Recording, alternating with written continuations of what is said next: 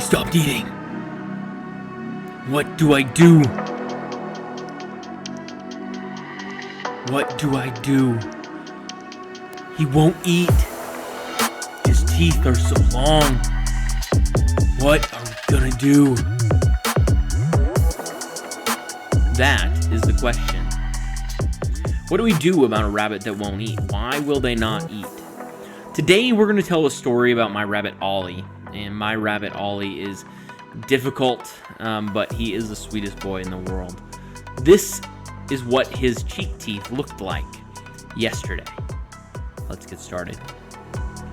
Ladies and gentlemen, welcome back to the channel. I'm Dr. Dawson, and today we're going to talk about my rabbit Ollie. And as you kind of probably could see from the beginning of this video, his teeth are not normal.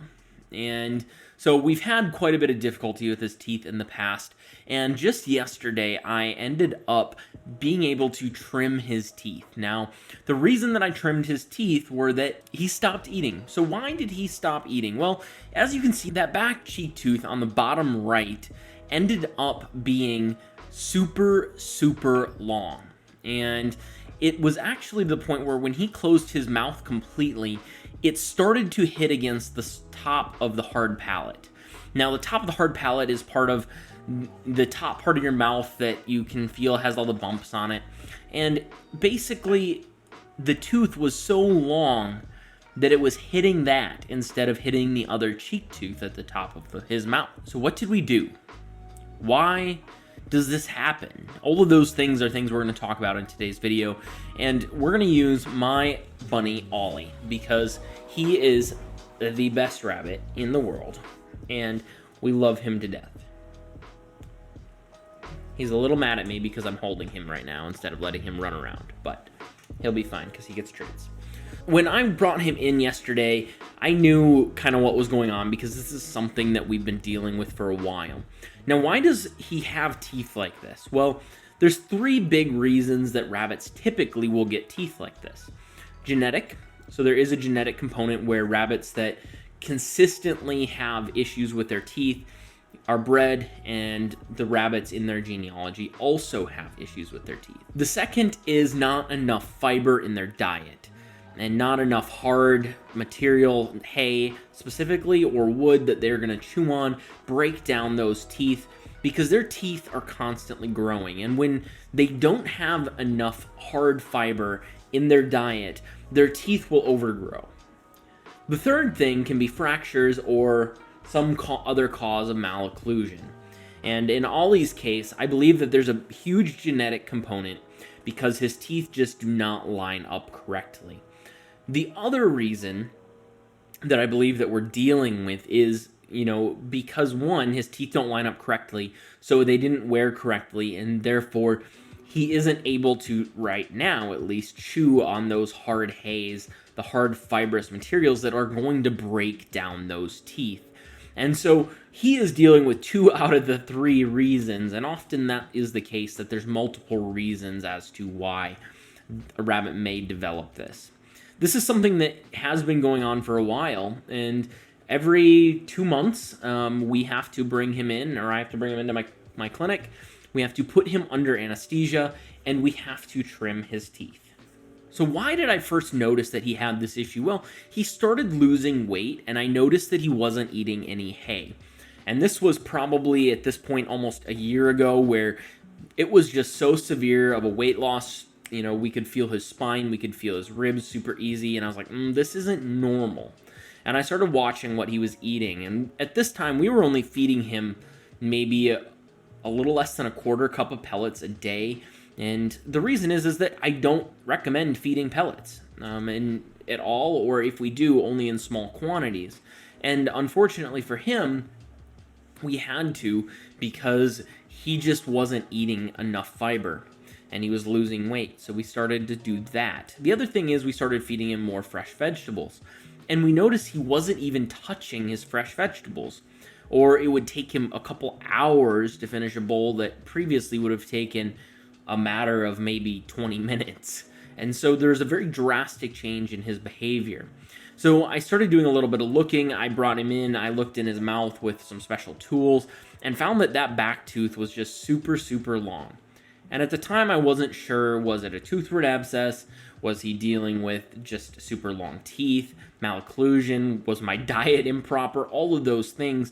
And so I started going through the process of figuring out what was wrong and how to fix it. Being that I'm a vet, I get a little bit of an advantage because I can treat my own animals when something goes wrong.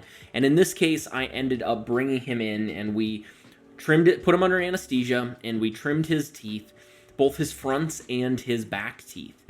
And he was starting to get some sharp points in the back, as well as that one cheek tooth that just was so severely overgrown that he wasn't using it. This is what his teeth ended up looking like after the dental trim that I performed yesterday. And you can see there's a huge drastic difference. Now, that tooth still needs to be taken down even further, but the problem is that the longer you let it grow, the longer the pulp, which is the soft part of the tooth, goes up into the tooth.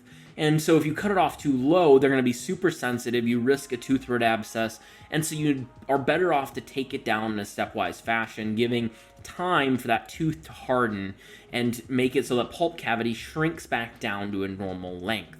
I don't believe I have a picture of his front teeth, but they looked a little bit like this, which is a picture of a different rabbit. And it's also severely elongated, odd. And the reason that this developed is he was not able to chew normally, and so two of his teeth that don't normally occlude each other or wear against each other were. And so two teeth, his front left and his bottom right, had nothing to wear against, and his top right and his bottom left were wearing against each other instead of this one on the same side, which is really weird and abnormal. But here is today him eating his salad. I gave him a little bit of alfalfa hay and some lettuce, and he was a great sport about eating in front of the very bright light that he hates, and outside of his cage, which he's also a little bit nervous about. So he's adorable and is a fantastic rabbit. I have no complaints about him at all. He is one of my favorite rabbits that I've owned, and I've owned 4 now at this point. And the unfortunate part is he's going to have dental issues for the rest of his life. If you have a rabbit that has teeth like these, where they're difficult, they're maloccluded due to genetics, you can try to feed them all the hay you want, and that's always good to encourage them to do so. But you may never be able to get them to go back to normal where they don't need frequent tooth trims. With Ollie, I waited way too long between my two teeth trimming because I just didn't have time with the way work was. There wasn't a really good place to put him in the schedule, and I procrastinated, which isn't necessarily fair to him, but it is unfortunately what happened. Now, the good news is he's pretty resilient. A day after, and actually even last night when I was starting to feed him, he just was chowing down on everything. Like I said, I took too long, but you know, the good thing is he's really resilient, and he is a great rabbit. He's quick to recover, and most rabbits are. Most rabbits are very, very resilient against disease.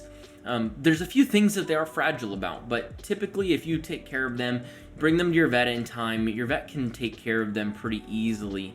And especially rabbit dental is very, very important, especially with a lot of the European breed rabbits, so the giant rabbits, the dwarf rabbits, lops are very predisposed to developing dental issues. And that's not necessarily all because of diet, but especially in one that's predisposed, starting them out on the correct diet is very important. You know, it's really interesting when you have two different rabbits. One, Ollie, who has extremely problematic dental health. His teeth don't work the way they're supposed to. And then you have Crumpet, our other rabbit, who just eats everything. He loves his hay. He eats ridiculous amounts of hay every single day.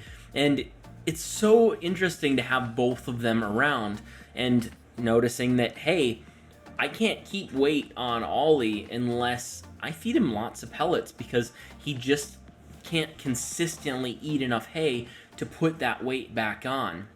So thank you guys so much for watching this video. If you want to go and look at my other video about rabbit dental health, specifically how we do teeth trimming, what to look for a vet who can do it, take a look at this video up here.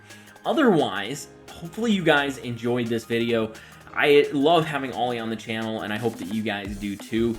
The next video that I'm going to do is going to be a general video about rabbit food, rabbit diet, what's normal, what they should be eating, what they shouldn't be eating, and doing kind of a nutrition type video. The second video in this kind of series that I'm going to do is actually going to be talking specifically about what fresh vegetables rabbits should and shouldn't have. And we're going to go through a whole long list, and we're going to talk about them. So hopefully you guys look forward to that video. It's going to be exciting. I'm going to maybe spend a little bit longer on that video, so if I don't post more than once that week, don't be super excited or get too worried. We'll get it done and we will get it posted. So have a fantastic rest of your day, guys. We'll see you guys in the next video.